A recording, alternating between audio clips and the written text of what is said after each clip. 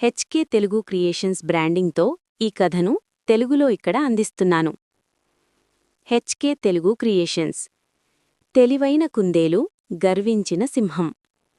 అనగనగా ఒక పెద్ద అడవిలో భాసురకము అనే ఒక క్రూరమైన సింహం ఉండేది. అది ప్రతిరోజూ అవసరం ఉన్నా లేకపోయినా ఎన్నో జంతువులను చంపేస్తూ ఉండేది. దీనివల్ల అడవిలోని జంతువులన్నీ భయపడి ఒకరోజు సింహం దగ్గరకు వెళ్లి ఒక ఒప్పందం చేసుకున్నాయి. రాజా, మీరిలా అందర్నీ చంపకండి.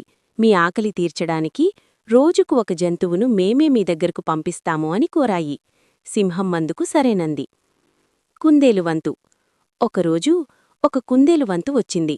అది ప్రాణాలతో ఉండాలని, ఆ సింహం పీడ వదిలించుకోవాలని ఒక తెలివైన ఉపాయం ఆలోచించింది. అందుకే సింహం దగ్గరకు చాలా ఆలస్యంగా వెళ్ళింది. కోపంలో సింహం. ఆకలితో ఉన్న సింహం కుందేలును చూడగానే గర్జిస్తూ, ఎందుకు ఇంత ఆలస్యంగా వచ్చావు? నిన్ను తినేసి రేపు అడవిలో ఉన్న జంతువులన్నింటినీ చంపేస్తాను అని అరిచింది. కుందేలు తెలివితేటలు. అప్పుడా కుందేలు భయం నటిస్తూ, మహారాజా, నా తప్పేమీ లేదు. నేను వస్తుంటే దారిలో మరొక సింహం ఎదురైంది. తానే ఈ అడవికి అసలైన రాజునని, మిమ్మల్ని దొంగ అని తిట్టింది. దానినుండి అతి కష్టం మీద తప్పించుకొని వచ్చాను అని చెప్పింది. సింహం అంతం. మరో సింహం పేరు వినగానే భాసురకానికి కోపం నసాలాని కంటింది. ఎక్కడుంది ఆ సింహం?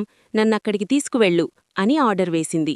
కుందేలు ఆ సింహాన్ని ఒక లోతైన బావి దగ్గరకు తీసుకువెళ్ళి, అదిగో రాజా, ఆ రెండో సింహం ఈ కోటలోనే దాక్కుంది అని చెప్పింది. సింహం బావిలోకి చూడగానే నీటిలో తన ప్రతిబింబం కనిపించింది. అది నిజంగానే మరో సింహం అనుకుని కోపంతో గర్జిస్తూ ఆ బావిలోకి దూకేసింది. బయటకు రాలేక ఆ బావిలోనే మునిగి చనిపోయింది. కుందేలు తన తెలివితేటలతో అడవిలోని జంతువులన్నింటినీ కాపాడింది. నీతి. బలం కంటే తెలివితేటలు చాలా గొప్పవి. HK Telugu creations.